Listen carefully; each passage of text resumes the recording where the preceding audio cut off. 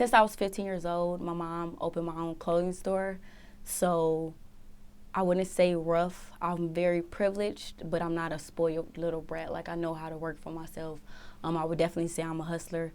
With me, my mom opening, my clothing store, I definitely had to grow up faster than I would say any normal teenager my age would be. Now, your mom opened up a clothing store. Did she not have her own store? Did she not want to open a store of her own? Yes, actually, my mom had a salon next door. So it was literally like, I loved clothes. Like, literally, I would style everyone. Everyone would call me. People even older than me would ask for prom dresses and, for me to draw, because at the time I was drawing. But, yeah, she had a salon next door, and then I did me a clothing store next door. I see. So was that your own decision, or was that her idea? Hey, you should open up a clothing store, or was that yours? No, it was not. My mom's the type of person, she's very, very supportive. My mom is my best friend. So if I literally nag her, like, Mom, I want to do this, I want to do this, she go say, okay, but she's not going to really take me serious unless I literally show her. And I can't literally tell her. I have to show her, well, I got this many clothes, I made this amount of money. It kind of went that, and she kind of just basically believed in me. And how did that store do? The store did good, but growing up, within, I want to say, the last 3 years, I realized that the money is in hair. So we actually transformed it to a hair boutique. I actually have 3 locations. So I really don't sell clothes anymore, or I should say I do not sell clothes anymore. I sell hair, and my mom does hair. I see. And you said you were 15? Yeah, I was 15 when I had the clothing store. When I turned 18, so I had it for 3 years. When I turned 18, we made it into a salon, and then we opened another location across town, then it's a location in Atlanta. Now, your mom has a salon at the same time? Yes, but we actually combined them, so it's actually one big shop now. And then the other one across town, it's iCandyHair by Milani, my alter ego name that I made up. It's basically attached to it. I see. So you have the big store with your mom. Right. Then you got the store across town. Mm-hmm. And then where's the third location? The other one is on Walker Street. That one is a salon. The only difference with the other location that's in Cleveland, one is a salon, and then the other one is literally just a hair boutique. So you can walk in there and buy any type of brand or anything like that. All stores are called iCandy. The salon is iCandy, the salon, and then the boutique is iCandy by Milani. And is there also a digital store as well? I do a lot of like websites and stuff. I actually built websites. I made my own website. So people pretty much buy online as they do in the store. Surprisingly, I would say we make around the same amount. But with the storefront, it's easy for me to have people, come in and even get their hair installed and stuff from us. And I'm also a visual person, so I do a lot of promo videos. So I'm kind of known on Instagram for my promo videos for my hair. I see. So you have 3 locations all in Cleveland? No, it's 2 in Cleveland, and then there's 1 in Atlanta. But we're actually going to move the one in Atlanta. I'm thinking either Peach Street or it's this, I don't even remember the name of the street. So that's the reason that I was thinking of moving to Atlanta for the summer to try to figure out so the Walker too. Street one is in Atlanta? Yes. Okay. Now, all right, what is the time history that you opened these locations? 15 was the hair, 15 was the clothing, then you changed it to hair at 18. 18. Okay, so. And combined it with your mother. Right. And the one for 18, I was like 18 and a half, so I wasn't like literally 18, I was about to turn 19. And then I got iCandy by Milani literally right before I was 19. So I'm about to be 20, so it might have been like 8 months apart. Just to throw a number out there, might be 8 months apart. And I actually got iCandy by Milani, one is across town, from making a lot of money from promoting, because I promoted so hard for like 4 months, and everyone in Cleveland literally bought my hair. I actually worked with Stevie J, and in one of my promo videos, he actually named me Youngest Charge. So people like called me that in Cleveland, and so because I was, named that, and everybody started calling me, so people started literally buying my hair. Like, I even had dudes come in, even to this day, dudes come in, hey, my girl's birthday, can you help me? And they probably really just grew out of that a lot. Okay, so 15 clothing, 18 right. You combine it with your mom, it's a hair right. situation, salon, and then 8 months later you open one across town. Yes. And then how long before the Atlanta location opens after that? Time-wise, I can't give an actual time. It might be some months. The Atlanta one is a salon too. It's combined with my aunt. But like I said, we're trying to move that location just because we want it bigger.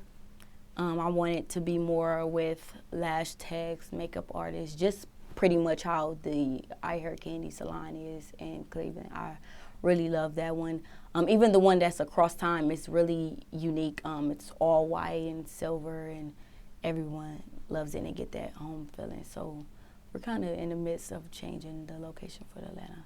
So the Atlanta one was basically your aunt's shop, and then you transformed it into your No, it wasn't situation? her shop. We actually all combined. She lives in Atlanta. So it's easier, you know, for her to be down here than me just literally, or my mother, to come back and forth. It was just that. Because I was wondering how you did that. Yeah, no, that would be too much. Especially I'm in school, so I can never just, you know. Now, whose idea was it to even say, let's do one in Atlanta? Like, first of all, Atlanta, when it comes to hair, is already a saturated market. Yeah, it's actually big. So why would you even attack that? Weirdly, you guys might not know a lot about Cleveland.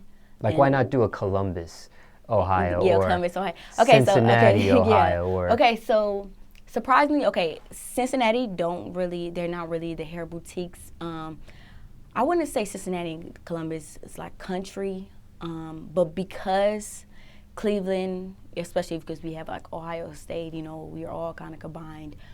It's easy for any boutique or business in Cleveland to literally launch to Columbus. People even drive. I have people, you guys might not know Youngstown, but I have people drive from Youngstown from Dayton literally just to come get our hair, which is like an hour and a half, which is even Columbus. Columbus like 2 hours and 15 minutes. So to have a store from 2 hours to literally across, you know, like in different states, it's better marketing for me to get my name out there. Because like I said again, it's easy for me to ship to Columbus like the next day, or for someone to drive down, because people do that a lot. What about Akron? Akron. College town, right? Yeah, we have Akron University, of course, but Akron's not. How can I explain it? Okay, between like Cleveland, Cincinnati, and Columbus, we're probably like the popular, you know, cities in Ohio. Akron is more like our country. Our country city, you know. Of course, we know LeBron James is from there, but that's more like the country city. Like they're kind of off on their own, pretty much. Now, these are standalone. All three are standalone locations, or are they in like a business plaza? Okay, so they're all in storefronts, and they're all on like main streets. So they are in a plaza. Weirdly. When I say weirdly, Lee Road, which is the main Cleveland salon, it's in a plaza. It's called the Harvard Plaza, but it's like the type of plaza it is the store is in the front, and then the plaza is like behind it. So it's kind of attached to it.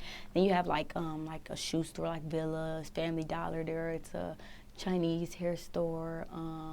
There's like different other places there that's very popular. Then you have like McDonald's and stuff across the street. And then the other one across town is on a very, very fast street. It's kind of like you guys Peach Street. It's called Mayfield. But yeah. Why not open a location in the actual mall? We have very bad malls. No, yeah, we have very bad. We have our closest mall would be Beechwood, and Beechwood used to be like hot back then. It's kind of ran down besides like Saks and like Nordstrom's and stuff like that. But you don't have really good stores there. Any other ones, it might be like 45 minutes away. Why'd you open the second location in the same city so fast, and why a second location? Why not just have everybody come to the headquarters? That's a good question. But dynamically, Cleveland is split up a little bit. And when I say split up, when it comes to events and stuff, we all come together, I would say, pretty good. But Mayfield and the other shop, which is Lee Road, it's like 20 minutes from each other. So if I'm hitting Lee Road, then I'm hitting like the out cities of like the suburbs. And then if I'm hitting Mayfield, I will hit like the middle, like towards the hood. So you have the people that might be in the hood that'll come to Mayfield, then the suburbs will go to Lee Road because it's close. Now, if you in the suburbs going to Mayfield, that's like a 45-minute drive. I wouldn't drive just to go to a hair store. Is there a difference between both locations in Cleveland, or are they virtually the same thing? They're different. We sell the same product, of course.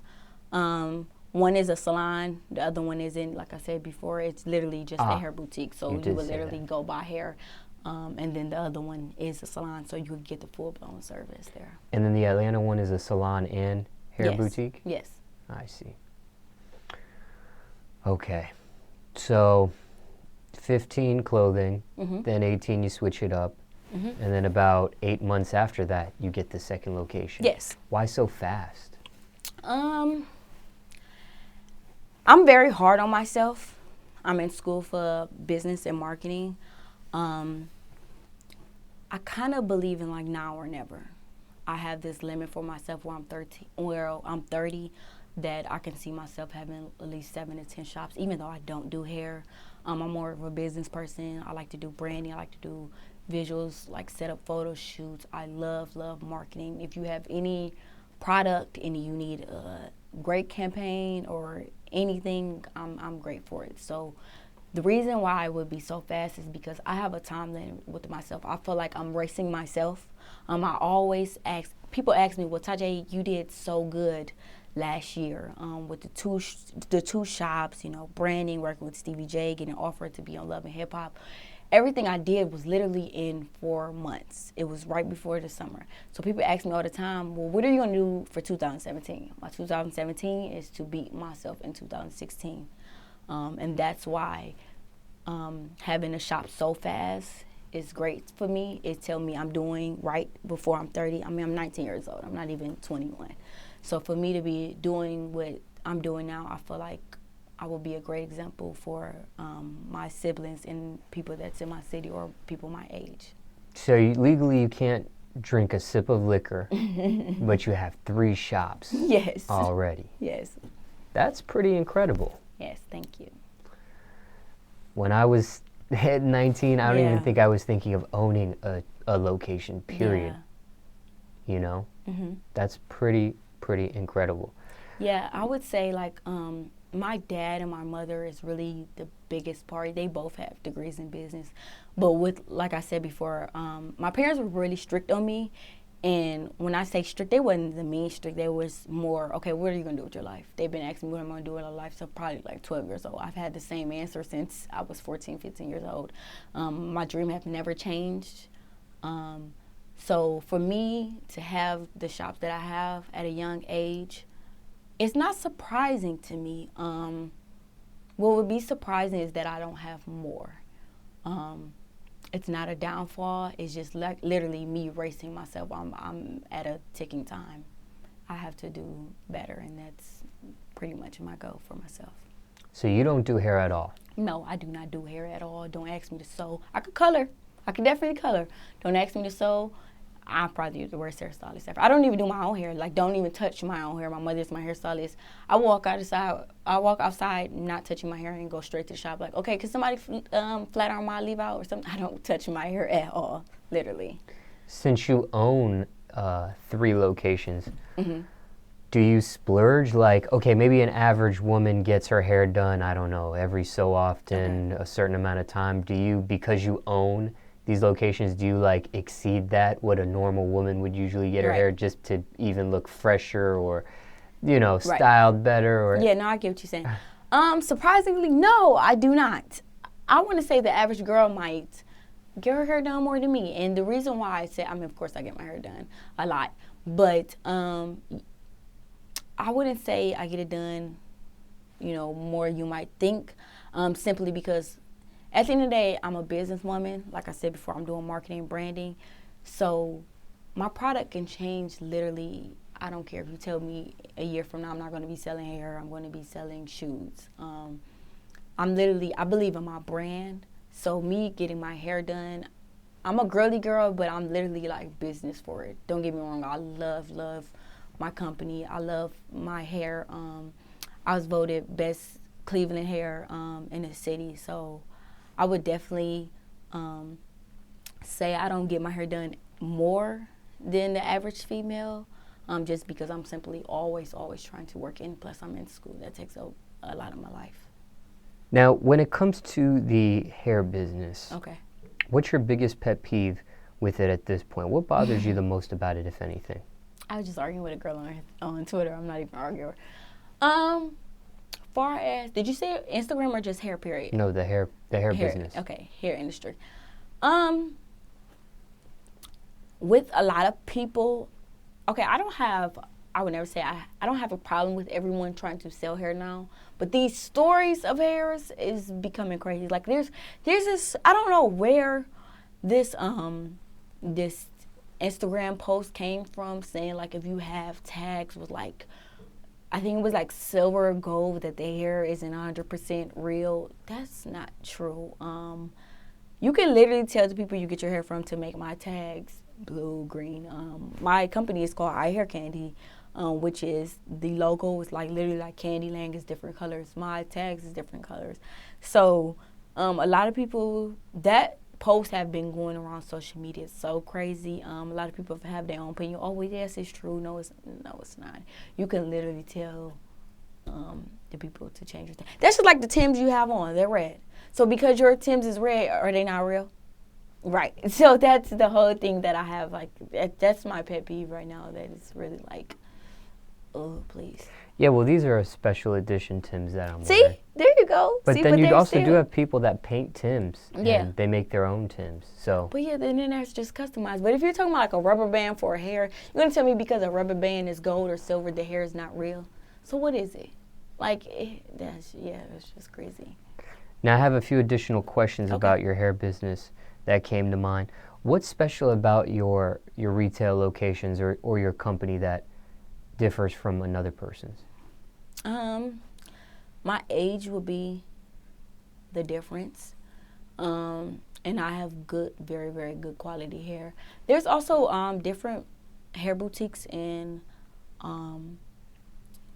my city. I'm trying to think price range. They might be a little lower than mine. I think theirs might be $80 a bundle. Of course, you probably don't know what that is. But my prices are in the middle because I sell different varieties of hair. I have hair that lasts 6 to 8 months. I have hair that you can literally wear 1 to 2 years. So far as being different, I make sure my hair is good and is great, especially like closures and front. I'm actually wearing a closure now. I don't know if you guys can tell, which I hope you guys can. And I have a great stylist. So yeah, being different, just making sure my product is up to date and making sure it's what I say it is will make me pretty much different. Because a lot of people just sell you bullshit just to make money off of you. And I would never just try to make a dime off someone, because at the end of the day, it's my name and my brand. Whenever people see you or in pictures on social media or video or in person, you're always wearing your own products? Yes. That you sell? I always wear my own product. I always wear my own hair. You've had a digital website that sells the hair products as long as your retail's been going for? Yeah. Like I said before, I make my own website, so yeah, I do have my website, and it has been up, and I make a lot of good quality money as far as like the store mix versus it. So which makes more money, the digital store or the retail? I would have to say retail, because it's easier for you to just walk in. And that's with anyone. Websites, you might be out of stock online, or, you might have to wait for shipment. Shipment process could be 2 to 3 days. Then it could be shipment for, a couple of days or whatever the case may be. Where as far as like, a shop, you could literally, okay, I need this, and that. Okay, my hair appointment 10 minutes. Then if you do it online, oh shoot, I gotta wait 5 days for it to come, or 2 days, or the next day. So storefronts usually always make them more money, like unless I'm doing like a sale. I do a lot of sales online too to have the same, revenue that I have for my storefronts. Now, what about somebody that is thinking about, I don't know if this is a hair business question or just in general, but digital versus retail. Well, with hair, some people have a digital boutique for hair selling, and some have a retail location first versus the latter. So, in layman's terms, some people start with digital, Right. maybe get retail later. Some people like you start Right. retail, do digital at the same time. Right. Are you asking me what would be the difference? No, I'm not asking the difference. I'm asking which would you advise? If you're just starting off, and you might not have, I wouldn't say not a lot of money for. I would say do website first, because what if your product do not sell? You don't want to be paying.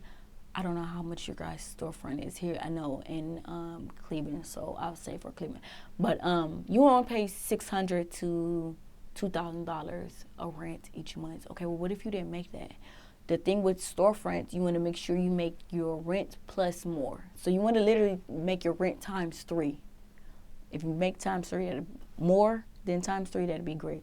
But starting off, I would do the website. And if someone asks me, I have this product or whatever the case may be, I would get sales online. That's another thing with me being in school for marketing. I don't literally just market my hair, I market my brand, and that's go back to when I was talking about me doing visuals. I actually did one of my video, which I love. I made it like a dope video. So you wouldn't even know we were really talking about hair unless you know it was me. It was a couple of hairstylists that work at the shop. They kidnapped my sister, threw her in the trunk. Called me, said, hey, we got your sister, basically for ransom, they wanted my hair. That video went crazy in my city. I was the first one to do a video like that, especially that I'm younger. A lot of people are more supportive than they were when I was 15 years old.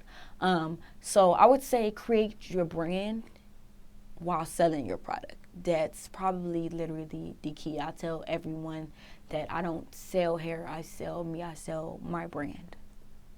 I also, with my iCandyHair, then I have Milani Taylos, the brand. I actually have a www.milanitaylos.com, and with that, I would help people take training, business classes, start their logos, start their websites, and stuff like that.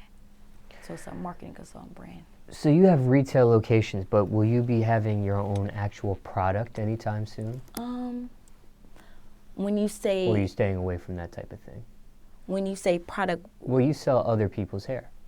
Right? You're not selling your own line of hair. No, it is my own line. Oh, it is? iCandyHair, yeah. We have a shop, but it's iCandyHair is my shop, but also I have my own extensions hairline. So that's basically what I sell. I don't sell other people's hair. People have came to me and asked, okay. Can I sell their hair in my store? They might pay me booth rent or whatever, commission off of what they sell. Even a girl, she actually sent me some lip glosses that I love. She wants to sell them in the shop. But yes, I have my own hairline. It's called iCandyHair. I see, okay. Mm-hmm. Now, what about some general business advice? Somebody that wants to get into business, entrepreneurship, doesn't matter what it is, doesn't have to be hair. Somebody wants to start their own business. What are some do's and don'ts starting a business? Okay, starting a business, you need to know what you're selling. Whether you're a musician, selling clothes, whatever it is. You need to know what your product or service is, and you need to know what your competition is. There's a term called SWOT, which is strengths, weaknesses, opportunities, and threats. You need to know, of course, your competition, which is your threats. You need to know your opportunities. Okay, well, mine is better because such and such. You need to know your strength. That was also go with your opportunities. That will be one of the frames that you would literally start with, and then your business plan. Business plan is literally something you need to live by. And I always tell people to get a notebook and write all of your ideas down. I actually did that, and I'm actually going to have a tell-all marketing book.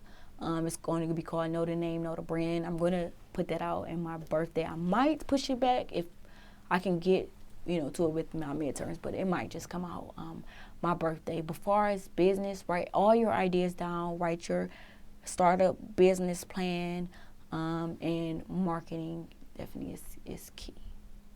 How'd you link with Stevie J? It actually started where I was doing a lot of promotion, like heavy, and a lot of celebrities started following me out of nowhere. I don't know where that came from. And then he actually, like my number is in my bio along with my website. He actually called me. He was like, hey, this Stevie J. I was like, this who? He's like, yeah, this Stevie J from Love and Hip Hop. I see your work, blah, you're dope, and it, so forth. It just went on from there. And then I want to say that might have been like a Monday. And he said, oh, when were you coming to Atlanta? I said, well, I could come tomorrow. I literally got on the plane in the morning and came to Atlanta. And then we met in Atlanta. And I'm thinking it might be just like, a one-on-one interview or, a sit down or whatever. So I walk in this restaurant. It's called Empire. Shout out to Empire. With Ray Mills and Stevie J, their restaurant. So we walk in there and we're having a meeting, and I walk in and there's a lot of people I know from Instagram that's like Instagram famous. Cliff Vermeer, a lot of people, especially if you're in Atlanta, you know who he is. Who else was in there? It was Perez was on his way. It was a lot of like celebrity Instagram famous Atlanta people there, and they were. When we sat down, they literally told us our opportunities. Like, hey, okay, y'all always picked, we all like you guys from your Instagram, such and such, and we're coming up with this TV show for VH1. Okay, hold on. I didn't know this was that type of meeting, which is great. That was a shocking for me. I'm thinking we're just, going to meet, talk about what we're doing. So at that time and place, I was given an opportunity to be on 3 different VH1 shows. You declined them? I love my VH1 family a lot. No, I did not decline it, but yes, at the same time, the season that they wanted me to be on, as far as like Love and Hip Hop, it was kind of wretched. I wasn't, and especially me being in Cleveland would have dragged me in the position that they wanted me to play. Yeah, I wouldn't take that. At the end of the day, I have little sisters. So I know sex sells, so I would never want to downplay myself as a woman. So no, I did not like the person that they wanted me to portray myself as. I did not like that. But far as and that was that position had nothing to do with like Stevie J. He was never trying to have me, play myself as a person. He always had my back. Like, I would never think in the industry that someone would literally have your back like that. He always had my back. Like, even I told him, like, even to start, like, I'm not comfortable with that. He just said, different opportunities come, don't do it. Then he has his other show, Leave It to Stevie. Make sure you guys watch that. And we were talking about like me being on there and stuff like that. So, and then the other show, far as like Cliff Vermeer and stuff, and like Jalen Aaron, I think they had a lot of drama before it started. I know the filming started, but I think with all the personalities, I think it was only going to be like 3 girls, me and like maybe 2 more girls, maybe even 1. I don't know if the other one was getting ready to sign the contract. I know it was like a lot. So I know for a fact that it didn't make it to the TV. I think they just quit that show. I think it was too much for them. So yeah, I don't know about that show. Okay, risk versus reward. What's the biggest risk you took for your business career so far? Not having a regular childhood life. Sometimes I regret it. Sometimes as I get older, I don't regret it. But definitely when I was 17, 18, it was a lot, because you got to think about a lot of people were going to clubs and stuff, and I knew I had to get up at 9 o'clock in the morning to go to open the shop or close the shop, and I had to basically grow up fast. I would say I didn't really have a childhood, far as like, playing outside and going to parties with my friend. I never really had that. I had to grow up fast. I was grown before I was a kid. Was it worth it? Looking back, yeah, it was, but I kind of do wish at some point I did have a childhood that I could remember. I don't think I remember being a kid. I think I was always grown. I was always making business decisions. I mean, since I was 15, I had a store. So while other people are going to high school football games, don't get me wrong, I did go to high school football games. There was not my high school games. There were at the time the guy I was dating football. But a lot of people were going to like school dancing, homecoming, and stuff like that. And I was in New York buying clothes for my clothing store with my mom in the snow. So that was pretty my childhood. Proudest accomplishment so far in your business career? Say that again for me. Proudest accomplishment so far in your business career? My proudest accomplishment. I have a couple different ones. I will say my second location, just because of the area it's in, and me being the only one my age. And then I have billboards around the city too. So that was like, okay, like that was that. Okay, people know I had storefronts, but okay, today you have storefronts since you was 15 years old. But the billboards, that was, a little different because if you're driving on the highway, there's a big picture of me. So that might have been, the big accomplishment. And then working for Black Ink Crew. Are billboards worth it? Do you see value in them? Or is it just an ego thing?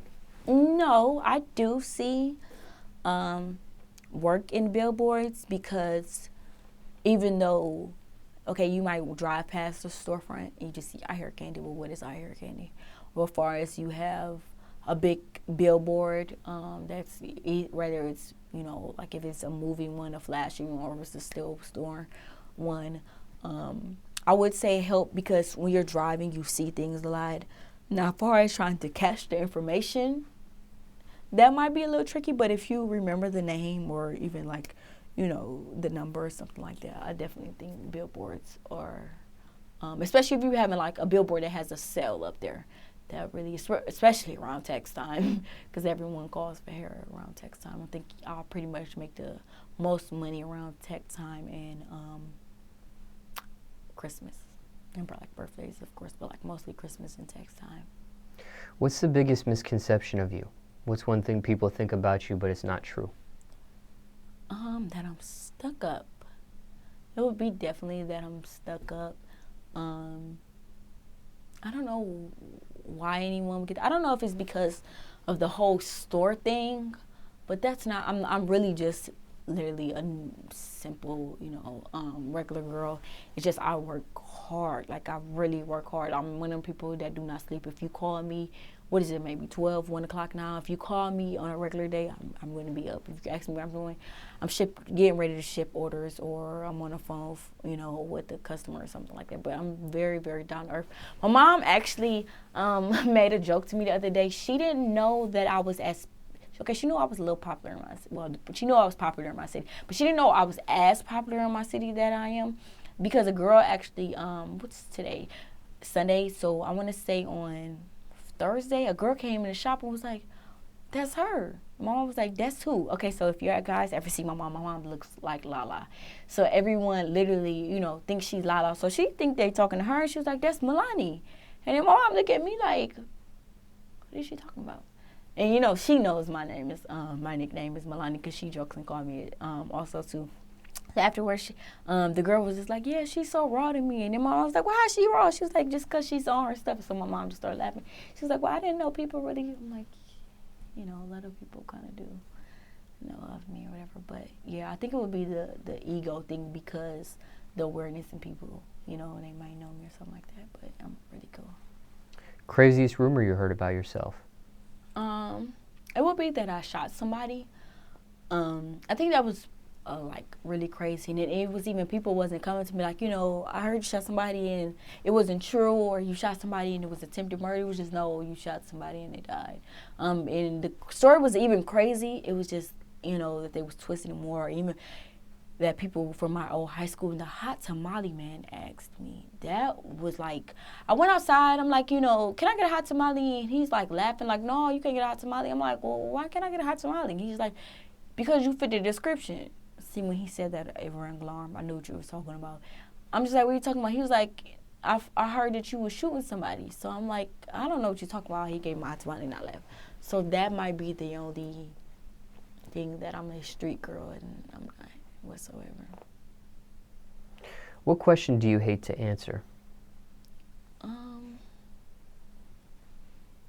I don't really hate to answer any question. That's a good question. A question I hate to answer. I don't really have one because I'm very honest with people. I feel like I may be one of the most honest people you'll meet, so I don't really have a question that I hate. I can't pinpoint one right now. Do you care what people think of you? No, never did.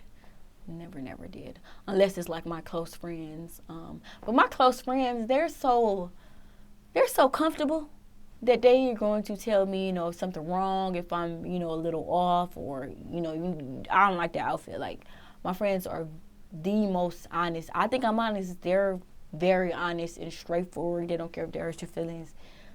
I love them for that, though. What about your business? Do you care what people think of your business? Yeah, I do. Because my customers are everything.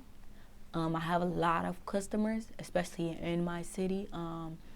So if they feel like they came into the shop and people were rude, or the salesman wasn't good, or the shipment took too long, yes, I really care what my customers think. Now, as far as me, no, but as far as my business, yeah, what my customers have, like, their opinion really means a lot to me. What are your keys to success? Never stop. I think a lot of people my age, if they would have went through the case that I went through, might have stopped. I'm not gonna lie. There was a time where I got out of jail for like 3 days. I didn't want to do it. I didn't care about anything. It was over for me because I kind of got in that stage was like, why me? But then I kind of thought about, well, that's selfish for me to ask. Even though, it was me going through the situation, it's pretty selfish for me to ask why me and for me to shut down. I have a lot of customers and I have friends that support me, and, I've come too far. Not even just for myself, for my family and my mother, who literally would die for, to support me. That's selfish for me to say, why me? So, yeah.